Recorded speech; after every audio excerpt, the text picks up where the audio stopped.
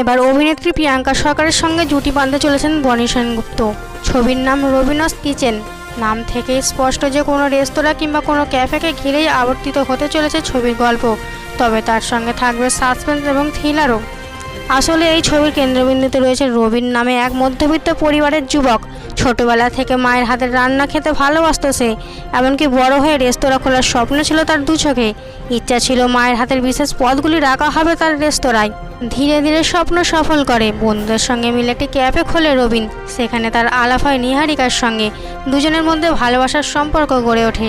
সব ঠিক ছিল, কিন্তু তাদের জীবনে ঝড় নিয়ে আসে রাজনৈতিক নেতা অরিত্র। সে আবার রবিনের রেস্তোরাঁয় জমি হাতানোর ছক কষতে শুরু করে, কিন্তু তাতে ব্যর্থ হয়। এদিকে ব্যবসার উন্নতির জন্য রবিনকে বাইরে যেতে হয়। অরিত্র তার সাগরেদদের সঙ্গে মিলে নিহারিকার জীবন দুর্বিষহ করে তোলে। রবিন এসে সমস্ত কিছু জানতে পারে, কিন্তু এবার রবিন কি করবে? সে কি নিহারিকার সঙ্গে হওয়া প্রতিটি অন্যায়ের বদলা নেবে? কিন্তু কিভাবে? এই উত্তর পেতে গেলে দেখতেই হবে রবিনস কিচেন।